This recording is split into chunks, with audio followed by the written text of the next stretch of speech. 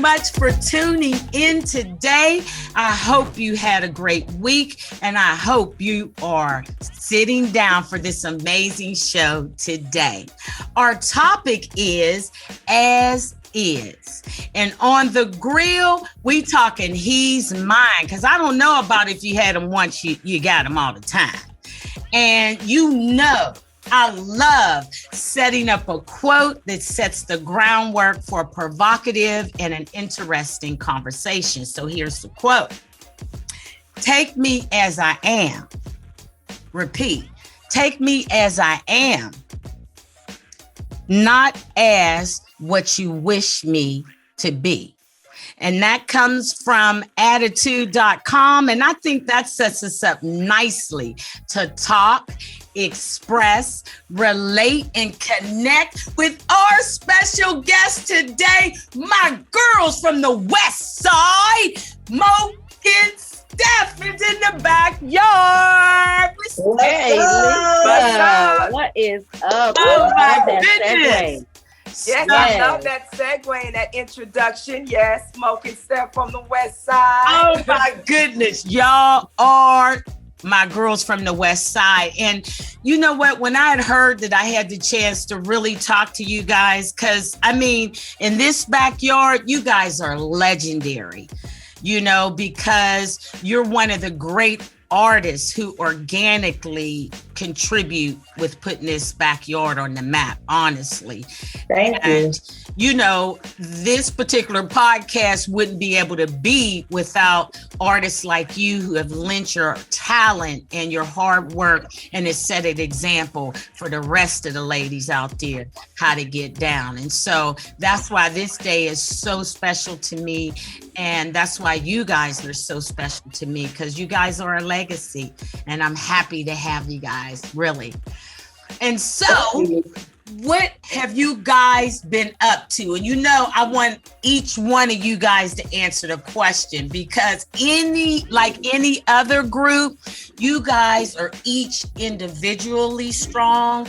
Each one of you got your swag, and each one of you got your separate confidence that blends together so well to make this group be so exciting and the songs to be so amazing. So let's talk about what each one of you guys been up to. Well, I've been living a lovely life since the record broke and hanging out with my girls. I finally started my family. I became a wife. I became a mother. I was able to go back to school eventually. So that's the life that I wanted. And I'm living, and it's been successful. So yeah, 20 years in the marriage and mom game. So it's been wonderful. That's good to hear. What's up with you? What's up with you, beautiful? Well, we're going in order. What you talking about? But this is Ken. Well, yeah, we going Mo. Ken. Steph. You know, Steph got that bottom, got that back. So we gotta leave that for her, because she gonna kill it. I know she is. So what's up, Ken? Well, like you said, what's going on, Lisa? Hard work is not, it's in our DNA. It's not a stranger to us. So we've been continually doing that, as well as Mo. You know, I have a family. I have a daughter. What else? I graduated. I'm going off of right after MoKenStef. So I eventually graduated. Just kept hustling in the field, in the music industry. Got a family, got married, bought homes, and started my own business, Fly Girl Fitness. All about health, wealth, prosperity, being fit for life, and whatever it brings you. Staying in touch with my girls. And then we decided actually Steph had the idea, but in the background, we still see each other. We still work together, which we're working on a book called Unfinished Business. So we just been staying busy and staying healthy, staying prosperous, and staying blessed. Yes. And girl, you got that body thing going with the body build. Now it's like, oh my goodness, talking about chiseling oneself. It's hard work, but it's possible. Yeah.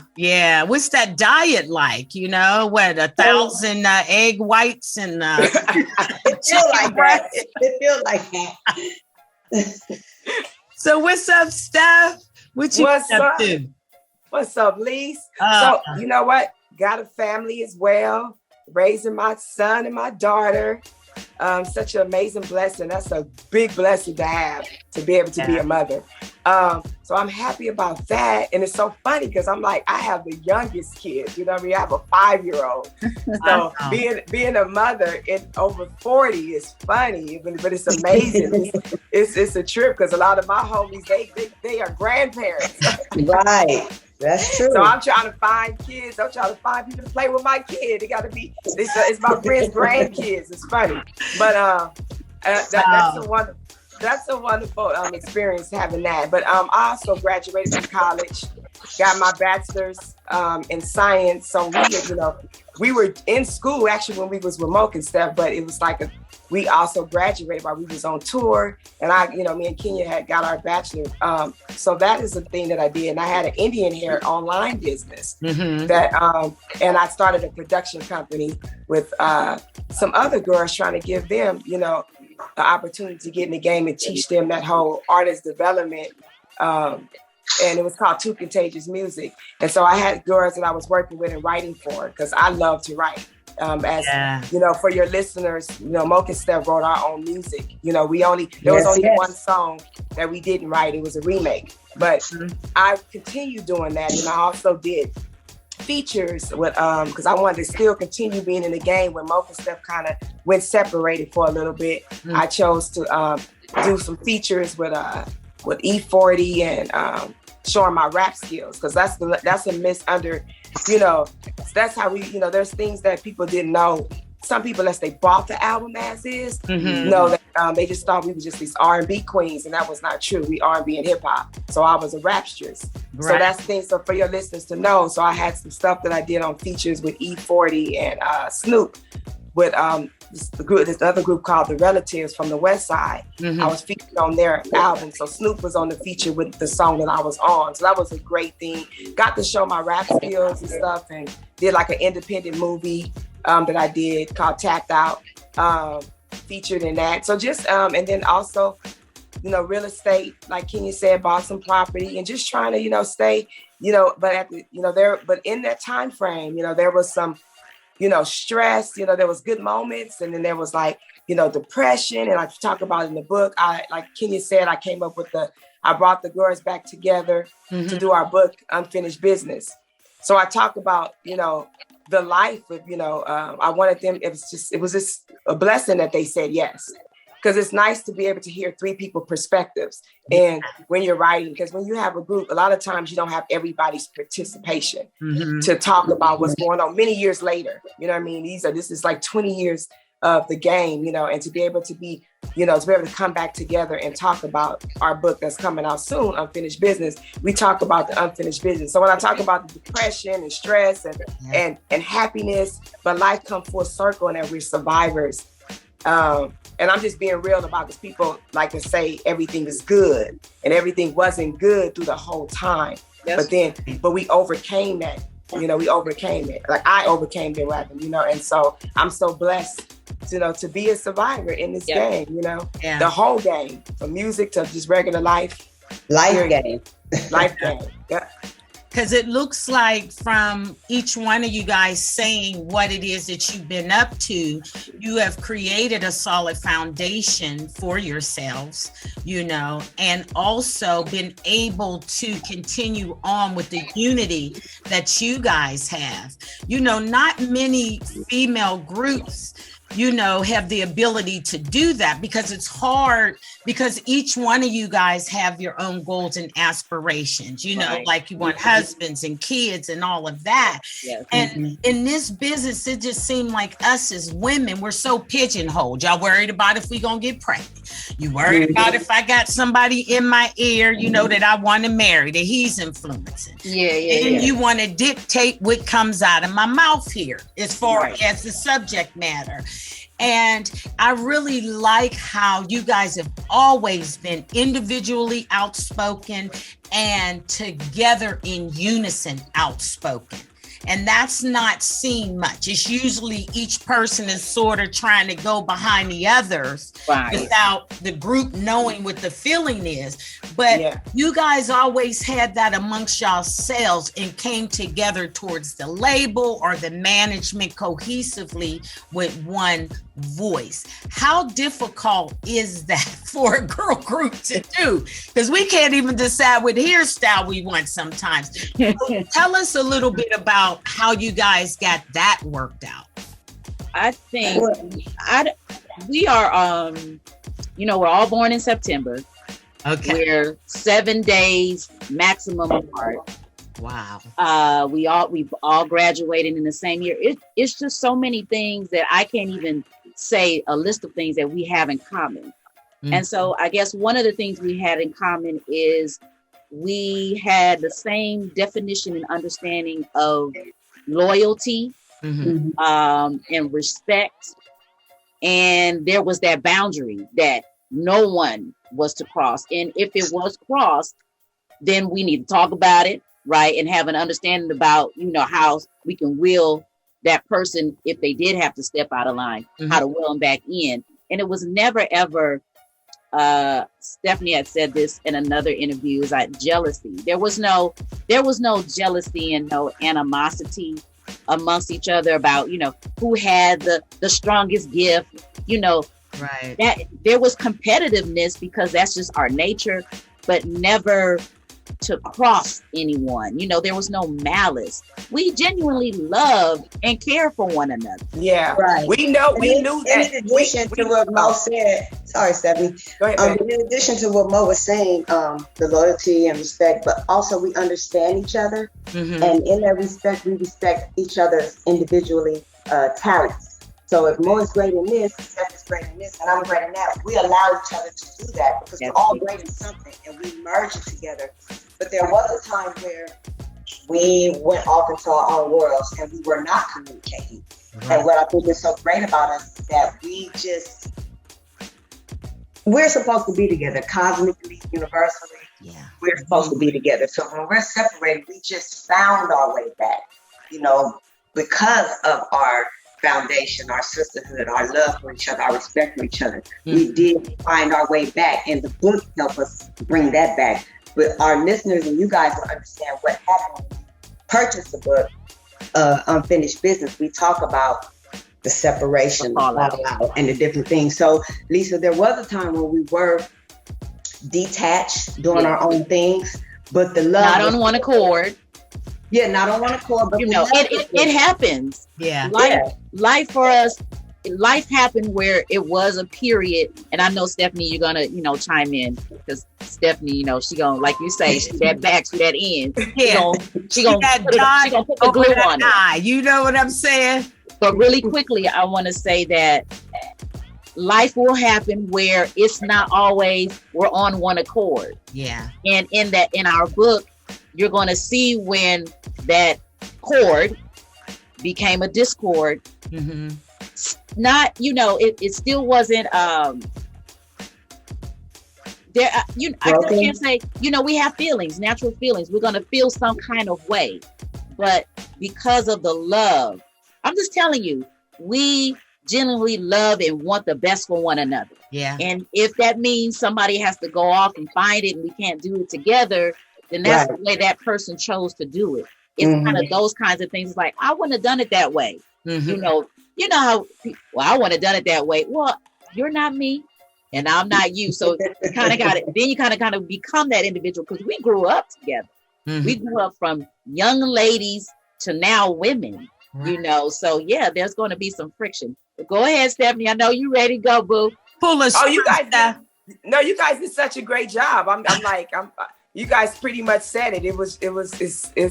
It is a hard thing to do, to be in a group and be on one accord. And I think the morals and values that we shared the same type of values and morals. And the loyalty that somebody else mentioned is that we all had that individually, because you can't teach loyalty to people. Nope. you got to have that in you. So I can't like talk to Mo and say, you got to be loyal, girl. You got to do this. You can't be like, you can't do that with people. People it got to be in them. Yeah. So we came together. That loyalty was already in us. So that helped so much, because when people was trying to like say little stuff and put us aside, we hollered at each other. We told each other what was going on. So we didn't keep that. We didn't have those secrets like that. We were so tight that we didn't get too many people that even did that to us, because that's how cold we was. Right. We demonstrated that strength together. You really couldn't. We didn't have too many people that tried to do that, to be honest with you. Very few, and I really like that we showed that strength. Yeah. You know, we really did. But yeah, like Mo said, like what's cool, like when we did have this fallout, and that's what's so cool about Unfinished Business, the book. You know, we talked about, because the person that, you know, wanted to like take a break, I'm not gonna say that person is. I'd rather share that when the book comes. But I'll say, you know, I was pissed. I'll just say it wasn't me. And I was very upset. I took that very hard when I was not ready to give up. You know what I'm saying? And so you get to see the different perspectives of why, but I get it. It was therapy. It was like therapy, this whole writing process of this book, because, you know, when you leave, because everything was, when you leave the game and you don't explain to your fans, to your supporters, and they don't know why, you know, thinking that you just, you know, oh, they just done, like what happened? Right. So that's one of the inspirations of what happened to MoKenStef. People were asking those questions, you know, what happened? And so it's so dope that we three get to talk about, and you get to see like people have real feelings and real journeys that they want to go on. And sometimes you ain't feeling it. It ain't, and I want to be real, you're not feeling their journey. You know what I'm saying? You like, what? You know what I'm saying? You trying to do this, what you do, you know what I mean? So it is such a good read, you know? Yeah, yeah.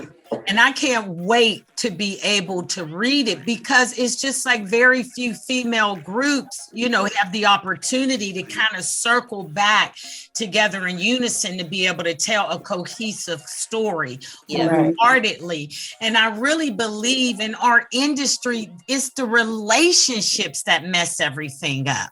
It's like, if I hurt your feelings, why can't you let me know, instead of just walking away or either going behind my back and chopping it up with somebody else who don't even know what we about, don't even know what our relationship is about, you know? And that's kind of why I came up with this Rappers in the Backyard, because I'm like, we got so many giants that have been in this backyard, you know what I mean, that have planted seeds, you know, that's been watered and have grown to make this place, you know, synonymous with great work, you know, and for those different entities not to be talking because of stupid stuff and yin this and yin, I'm going like, you know what, y'all got to get it together. And I'm calling each one of y'all back to the house. Okay. That's it. You know what I mean? Nice. I mean, you know, don't leave the house. If there was a piece of furniture we got in here that y'all didn't like the couch, then tell us to move it out, but do not leave. I love this, Lisa. You know, you've been around for a long time, right? Yeah.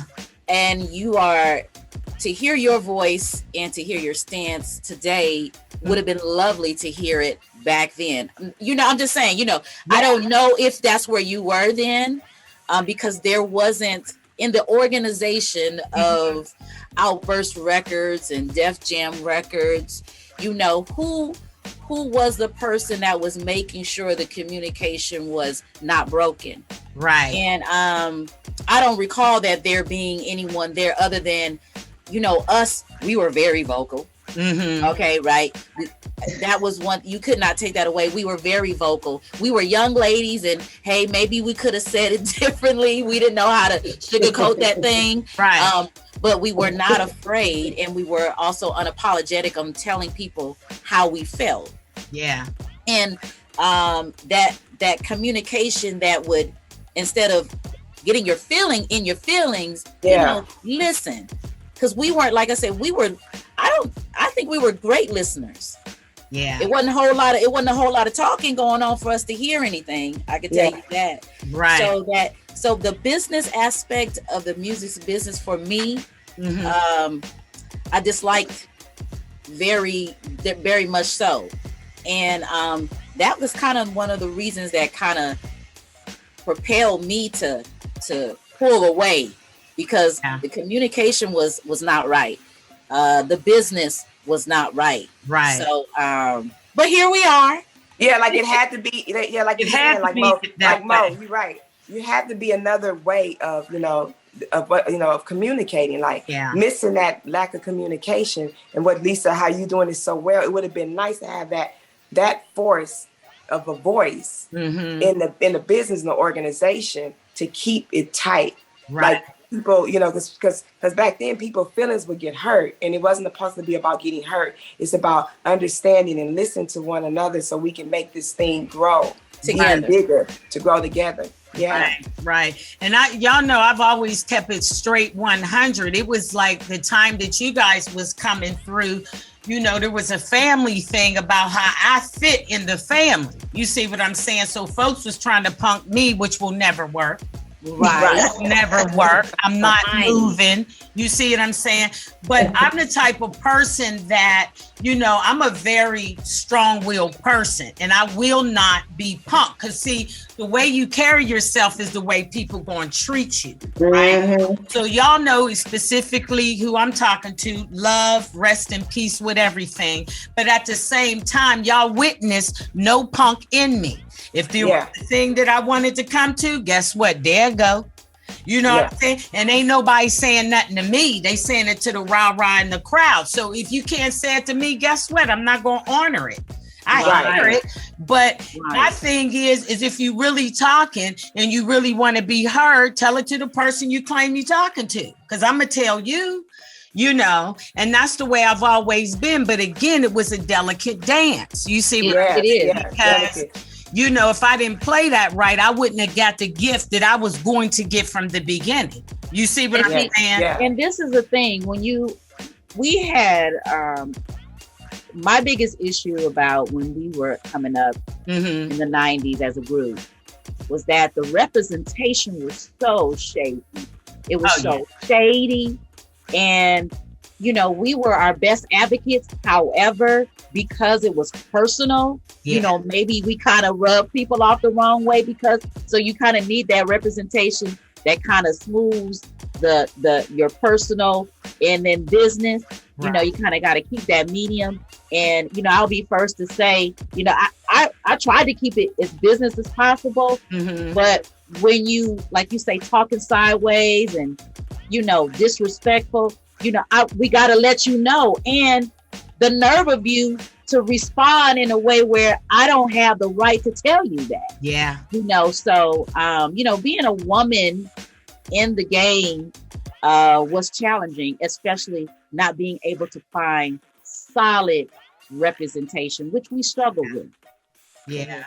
And we talk about that in the book, about management. Management and things like that, and different labels. We weren't just with Alberts, we were other labels as well. We talk about the different, because we had different opportunities after Alberts as well. And we learned so much, so the thing is that we just was like a group that normal, that really if you speak, it was normal conversation. But if you don't understand the business, which a lot of us didn't at the beginning, we always trying to figure it out. Everybody was kind of new. So that's what you understand as we older, we kind of understand certain things. Like I talked about in the interview, just to give you an example about when you are in the business and you are, when people are paying for you, you're a product and people are paying for you. At first, I didn't get it back then, but now I get it. It's like you chose to be a part of this particular organization that's investing in you. There's things that they want you to do. And if you don't like it, then you don't need to be a part of it because it's their money. It's their money at the end of the day. Should they respect you in it? Yes, but it is their organization. They can choose to run their investment how they want to run it.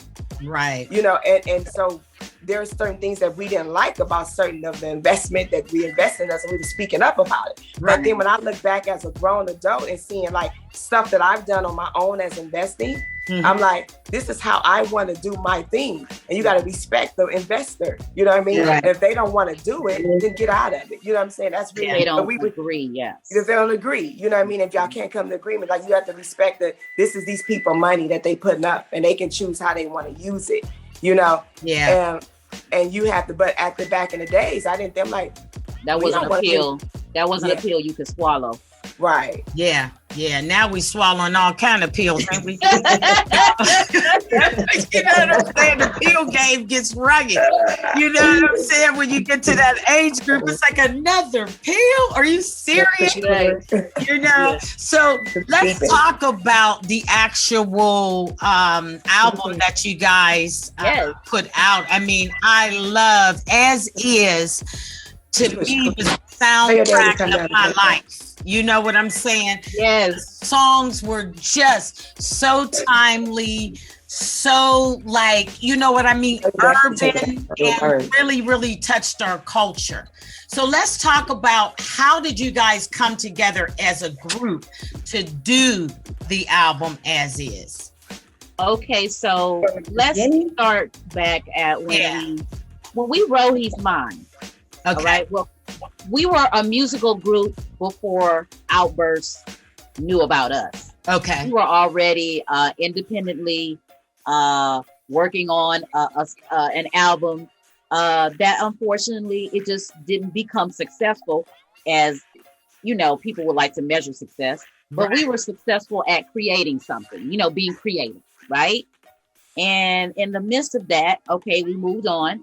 And we continued to have our own vibing sessions. We were very serious. We never had representation. We never had someone or needed someone to say, okay, you guys need to beat up on, you know, giving us a schedule. No, we were dancers first. That's how we became a group. And then, that's how we became a group. That's how we became business minded on being a group. And then we took it to another level. And then we wrote this song, He's Mine. And you know, He's Mine is you in the family, so you know where it stems from, but we don't get all personal and start breaking down names and who the song is about. But it was certainly inspired personal experiences, all three of us, in fact. Right. And it was a personal song, yes, but it became a global song. It was no longer my personal or Kenya's or Stephanie's personal message. It became everybody. Everybody took He's Mine and they ran with it. How they feel about He's Mine is. People didn't like it. That's cool. Maybe they've never been in a He's Mine situation before. You know, sometimes it's okay to claim your man. Yeah. It's okay. Even if he turns out not to really be yours at the end of the day. But it's okay to claim him. So shout out to AMG, because AMG was a person in our lives who we danced for. All right. Wow. He was one of our artists that we danced for. And he is the reason why we were even in the yard. Wow. Okay, shout out to AMG. Bitch better have money. Here it is. Shout out, dude. Yes. Please check out our IG. Check out our IG. We have a clip when we during one of our live performances, how hyped we was for him. But he's the one who actually brought us over there and invited us there. And we happen to already have He's Mine written. We didn't even know what we were going to do with the song. You know, we were just being artists, being creative. And that's where it began. We performed it. I don't even think Greg was there. He heard it over the phone.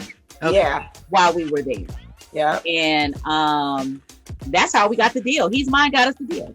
Wow. Yeah, thank God for Greg getting on the phone. You know, thank God for Greg getting on the phone that day. You know, that wherever he was at, you wasn't even at your own house. Everybody at your house, you wasn't even at home. Yeah, I didn't stay here long because it was going down over here. Y'all know that.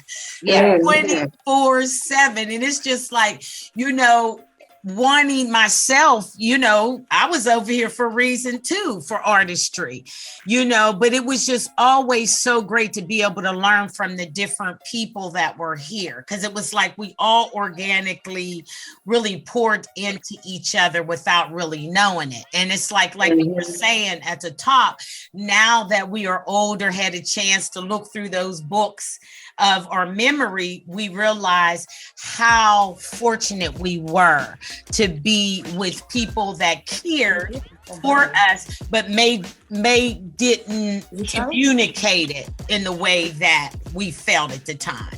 But looking back, I'm going, it could have been a whole lot different if we were with some real slimy, grimy people, in a sense. Right. You know? Right. And, we're all learning. Listen, we were loyal to Outburst. We were serious. Yeah. We were, we're sisters from the neighborhood. We were groomed to be ladies. Right. And we had our wild side because we were having a ball and being in our young 20s. And but you say lights, camera, action, we know how to clean up and get it together. But behind the scenes, we knew how to let our hair down and have a ball. Yeah. And you guys, I'm telling you, I got a chance to witness you guys' work ethic, and how hard you guys work together. And you guys created everything down to the name that y'all got people to love. Because at first I remember, people's like, MoKenStef, what is that? Like a new, Yeah. And it was so perfect because there is no MoKenStef without each one of you guys. Right, absolutely. Because each one of you guys brought such expansion to what the group was and what it'll always be. And I'm so happy you're coming up with the book because we want to know if y'all getting back out there. We want to hear more great music from you guys. So I guess that's my next question. After the book, are you guys thinking about getting back out there again and giving us another solid album?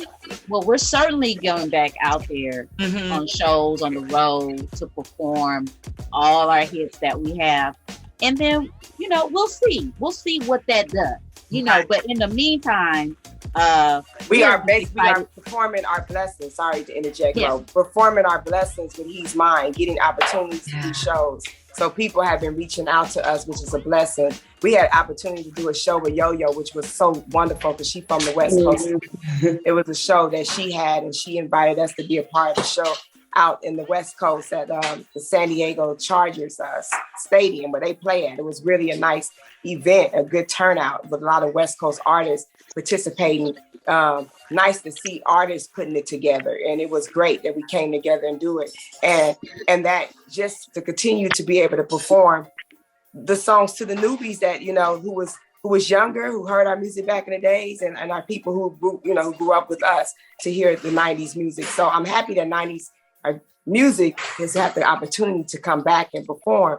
So shows, we've been offered shows and just ready to, so hopefully we'll be able to negotiate these prices. But the offers have been coming. So yes, we're ready though to perform, to do it. Yeah. So so we have the material and everything. And we still got it, baby. We over 40, but we still can dance and rock it and shake it. We still can do the twerkulator. Rocking shoulders up. We just basically stay open to the possibilities, our focus in the book out, which of course will linger on into music. We have music that we can't perform, but we're pushing the book, and we're just gonna stay open to all the possibilities, whether it's music, shows, whatever. Just leaving ourselves open, staying ready, staying positive, and just being open. Yeah. And being honest, we got a whole archive of music. So that's another thing. When we came back, me and MoKenStef had a whole bunch of music, and we talked about an album plus. Yeah, we do because we were blessed and fortunate, and we talk about in our book as well to work with Gladys Knight's son, Jimmy Newman. He was our manager. That's when I really wish he was there in our time. Everything happened for a reason, but I wish he was there when MoKenStef first began. Yeah. Because Jimmy Newman was like amazing. Unfortunately, he rest his soul. Rest his soul. He passed away, Gladys Knight's son. But we had a chance to be with Gladys, her son, and learn so much from him, And so I say that to say, I mentioned him because it's in the book. We have a special thing we talk about with him, but we have a lot of music from being with him. We worked with like Chucky Thompson. We worked with different people. We was with another label at this time, but that label, we talk about that label, they want to be the artists more than us and shit. But that's how it goes. It's like, that's why, talking to groups such as yourself, for the audience, it's just so empowering for them to see this isn't an easy thing. You got to know who you are in this business. Like a lot of these young artists, they want to hurry up and get out there, not recognizing or realizing that once you get out there, if you don't know who you are, you in the business of sharks, baby. We will create you to be what it is we want you to be. If you don't know who you are, this is the right place. That's real. That's real. I think what's so funny though to me is like MoKenStef, we work our ass off. We just want to work. Yeah. And so lazy people around you, you know what I mean? Yeah. They, it's lazy people. We are visionaries. We have a vision. You have people around you that they don't believe in themselves. Yeah. So they can't believe and help you because our vision was so big from the beginning. Mm-hmm. People wasn't ready for us. You know what I mean? We was R&B and hip hop. Right. We had something so special and people didn't know how to do it because they were so one-minded, one-sided, so caught up in what caught up in what's going on. There was a big vision in their packaging that really was not true to who we were. Right. So that clash happens, and then then you see years down the line, you see people trying to do what we've already done, and we didn't get the opportunity to show as much of that flavor in that moment. And people are doing it now. What'd you say, Mom? Yeah. Yeah. No, I agree with that. Mo said something, but I agree. That's one thing I hated the most, how we were coming off, especially Steph and I. Mm-hmm. It's like we were rapping, we were doing ourselves, we were being us. We were doing what the rappers are doing now. Yeah. They record companies, but now most of them are their own record companies. Allow them to be them. Right. And being yourself sells the most. Mm-hmm. We had to kind of fit in something that's not how we created our group. Right. So that was the friction, and that was frustrating to your artistry, to who you were as a person. You felt like, hey, do I need to switch? It was a friction with your personality and your artistry. And I hated that. And then songs and albums after that with other artists, they were doing what we were doing, and we hearing it on the radio. Like, oh, they can do it, but we can't. Yeah. So it was being silent sometimes. You know what I mean? And so that part I hate the most about our growing up. Are growing up. And we talk about that in the book.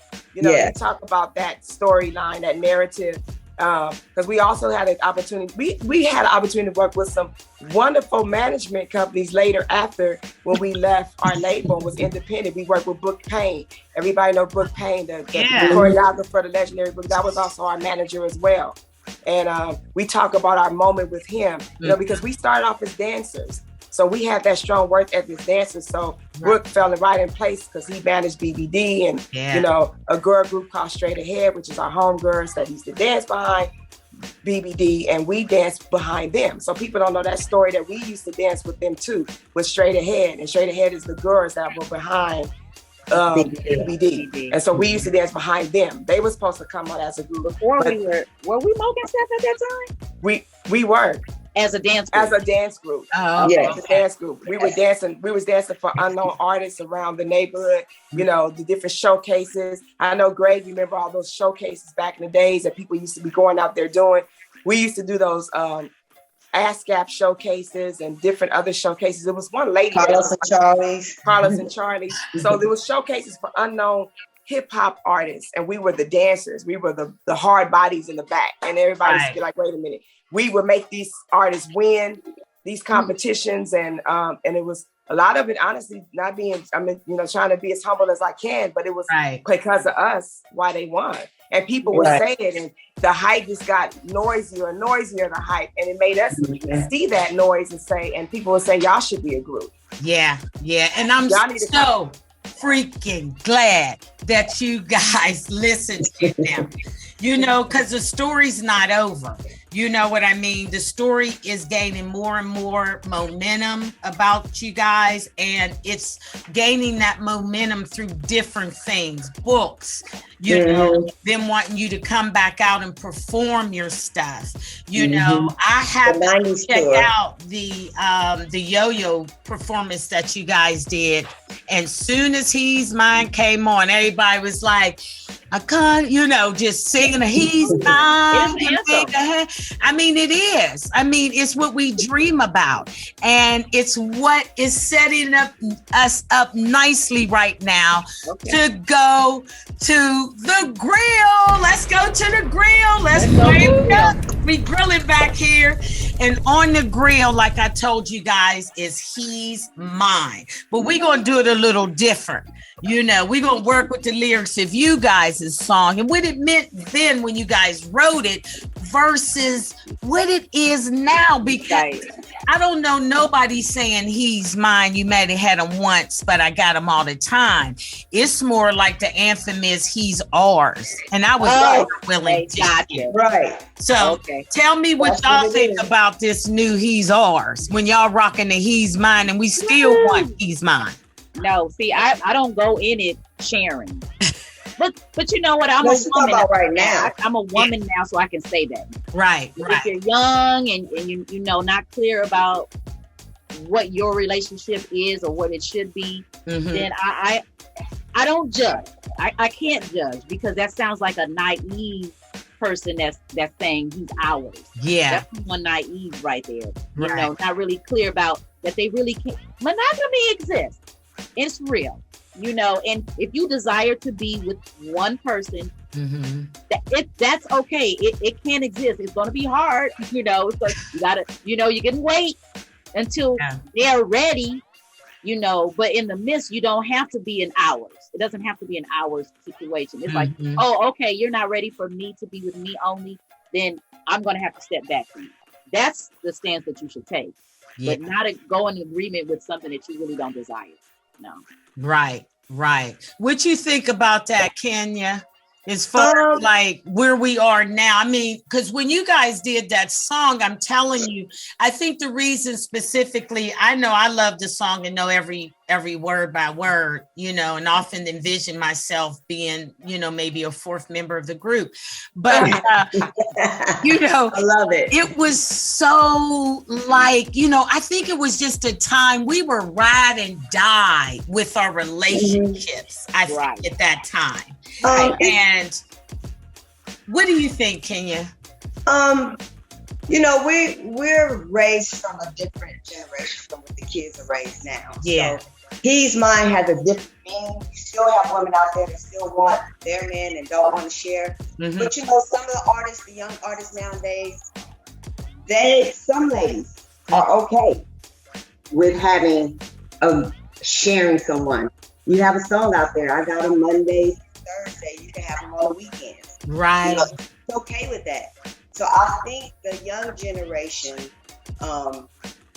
they feel like they're taking, they're being the boss. It's not like, like flipping the roles. Yeah, they're in charge. They're flipping the roles for them. That works for them. They're not ready to be with one person. They're okay. I think they just flip the script and now they're sharing because they choose to live that lifestyle. Right. What's being modeled? From the song because it brings up real emotions. It's the modeling. It's what they see. They've been shown that sharing that's probably the best you can get. Right. And so they're coming from that, what they're learning, what they're seeing. It's like, okay, because you don't see too many, couples there that are surviving, that are, being monogamous, they don't see that life. They see the cheating. And so it's kind of like, how do we internalize it to make it normal? Right. Oh, okay, then I'll share. Okay, you can have them these days. Like you say, I'm gonna be in charge of this now. I'm gonna be conscious about how we're gonna go about, handling this behavior that you think he can't handle this behavior being with me only. So okay, I'm going to compromise the situation and be in charge and say, since I know you're going to sleep with him, you can have. No, that's not what He's Mine was. He's Mine was a response to someone who is trying to infiltrate my situation, and I'm telling her, no, back up. Right, he belongs to me. That's where that was coming. I'm not sharing him. He's mine, and you may have had him once because you're the one letting me know that you exist. I didn't even know you existed. Right. So, oh, okay. So now you exist. Oh, well, it's over now. Now that you let me know, Right. I'm gonna write a song about it. I took it literal. Yeah, she took it literal. I went there. We went there and I went real literal with it. And wrote a song about that ass, and then here we are 20 years later still talking about it. Yes. Yeah, and it's so true. And like what Mo and Kenya is saying, it's like when He's Mine, He's Mine had all these perspectives, and we totally respect and understand why people think, because some people think we saying it's cool for a man to cheat. No, we're not saying that at all. But that's what people think because how it sounds. And certain little things also, that we don't. Some people that did think that. Yeah, certain people. Sorry.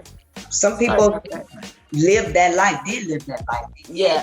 Think about that, And so we see that. So we get, the different perspectives because how it was written from these three perspectives. And then you had me clowning in it, like inserting the lines that I wrote, by saying took you to a room, played you like a trick and all that stuff. Right. It's like visualizing, like taking that, manipulating the pen the narrative, and that narrative and like clowning, like, you know what, you making you feel real low because it's a girl code. You should not be messing with somebody's dude, and that they have somebody, because a lot of women, and we got to do better as women to stop being so naive and thirsty and lusting for somebody else's dude. That dude does not get a pass at all. Right. You as a woman, as a girl, and these young kids don't know, and even grown adults, grown women don't know. It's sad. They still mess with a man and they know the man is married. It's sad. You know what I mean? Because you should know that you can't go to their house. You cannot be a part of something. You should know that you are not the one. Right. You are not the main one. So stop, respect yourself and stop being a side chick. So that's why that song is so strong, side chick song, and people, feel they call it a side chick song. We hear that, and it's okay. We receive it. You get some people say that we, think we're stupid. We get all kinds of stuff, but that's another thing about social media now, and people say anything that they want to say on their little gangsters, they're cyber gangsters. And for us, I'm so thankful that we're so strong. It doesn't bother us because you're not gonna make people happy.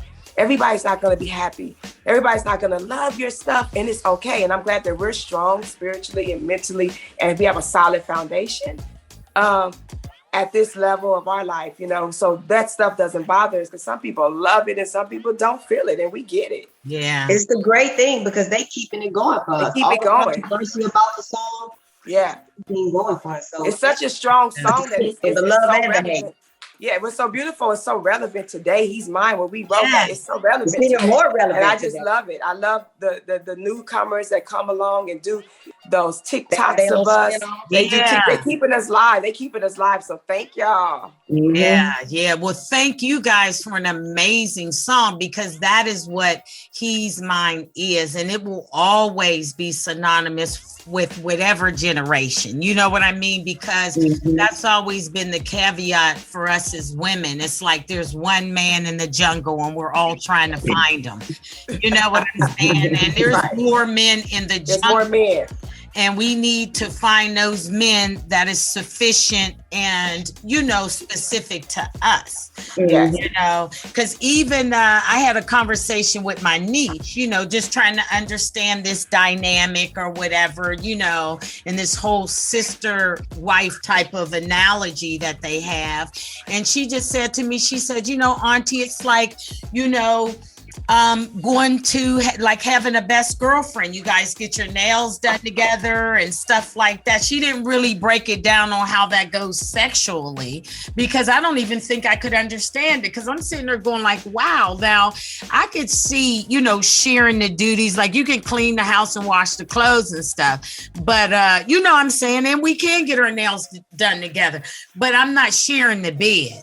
Know what I'm saying? Like not with knowledge. Yes, not with knowledge, right? Not with knowledge, absolutely. Right. So, I mean, for her, that's where they are, and it's like to me, I just feel, I just feel like we kind of, we got to get out there and show these young women that you gotta, in order for us to ultimately get the respect that we need as women, You know, when we sleep around, we ain't seen the same way.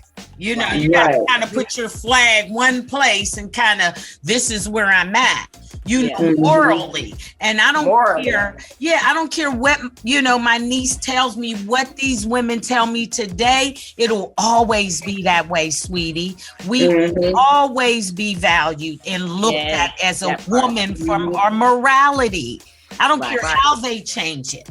You know, the man could get out there and hit every car coming across the highway, but I can only choose one car. Okay. Right. Now that don't make no sense, but that's what it is. Yes, you know? it's a conscious choice that we make, and how we value ourselves is how we will make the choice. Yeah, right. So we're talking about young people right now. Yeah, and we were young, so we know about making choices and like, oops, okay, maybe I shouldn't have done that.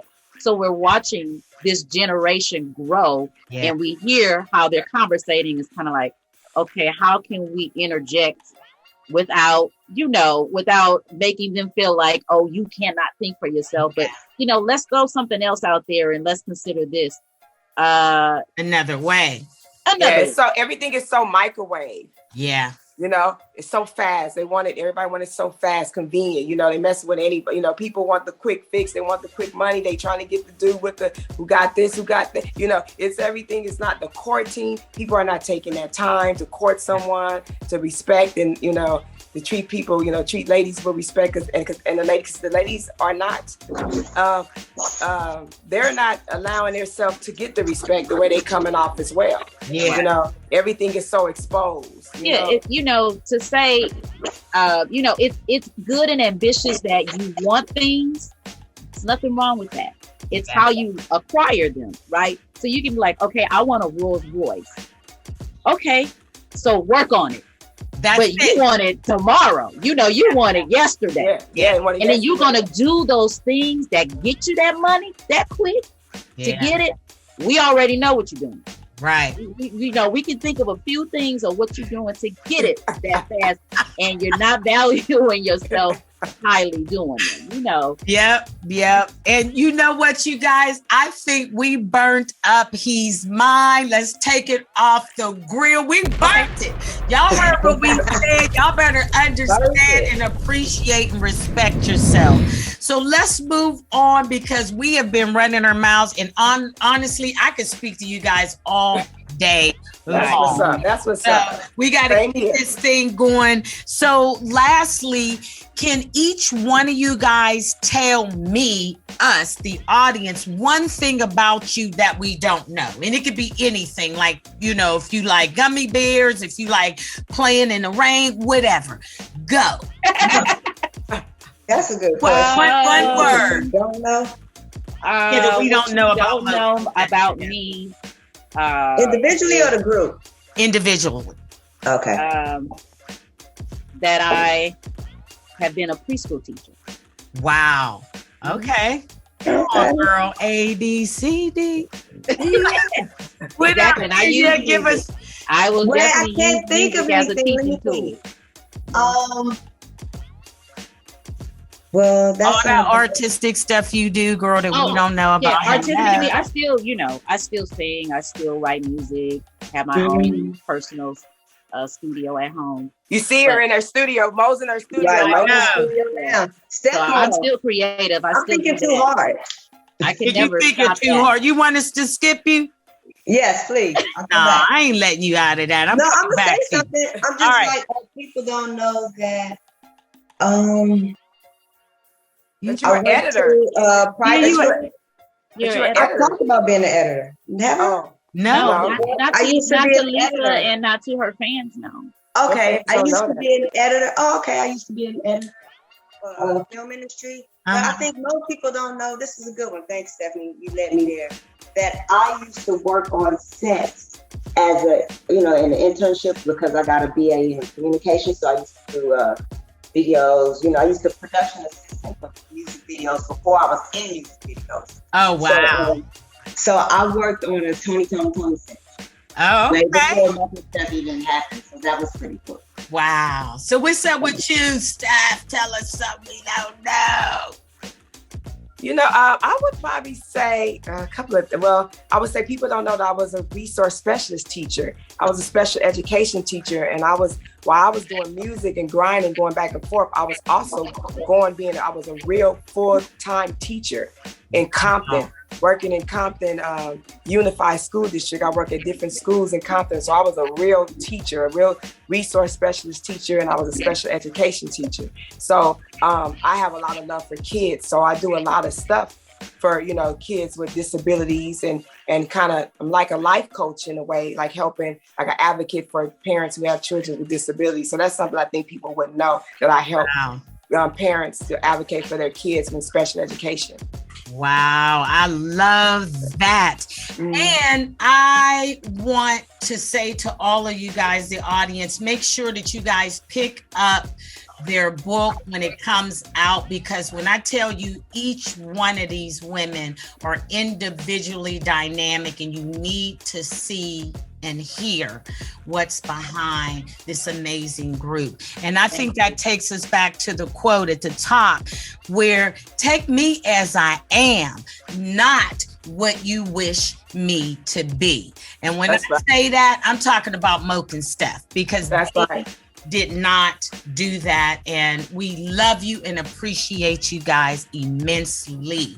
And to our audience, thank you so much for tuning in today. I got to rock with my girls from the West Side. And I love you guys more than any one show can convey. And be sure to subscribe to the YouTube channel, comment, like, share. I got to know how you guys feel. And y'all know this YouTube game is all about like, comment, share. So y'all making me look muddy right now. So I need y'all to get out there and subscribe to the channel. Check out our website at www.rappersinmybackyard.com. That's how you can hear about the legends of the yard. And MoKenStef is definitely one of them. They come from here, baby. They bleed from here. Yes. And we are so proud of them and speak of them in every chance that we get. And to you, my girls, Mo, Ken, and Steph, the remarkable, unstoppable MoKenStef. I love you guys. Thanks so much for spending your time and your day with me, and also spending that time to feed the audience who want to be like you, who want to have success like you guys have and will continue to have. So thank you, you beautiful spirits. Thank you. And we want them to make sure, thank you so much, Lisa. Such a great interview. We want to make sure our listeners and your listeners, that we check your channel out, to follow us and check on the upcoming events, and from our book that's coming soon, pre-orders and shows that we will have coming up. At the Real MoKenStef. Go ahead, tell them what it is, Kenya. At the Real MoKenStef IG. Stay tuned for updates and pre-sales. Keep your eyes locked and your fingers twitching on your phone and your computers. And we love you guys. And we thank you, Lisa, for the opportunity. And we're just so blessed and appreciative. So thank you so much. And we love you guys. Yes. And I love you guys. And to my audience, let's talk, express, relate, connect next Wednesday at 2. Y'all know what we do. We stay just as we is. Yes. Y'all sisters from the motherfucking West Side. I love you guys. And I love you guys. Talk to you guys soon. Bye. Bye.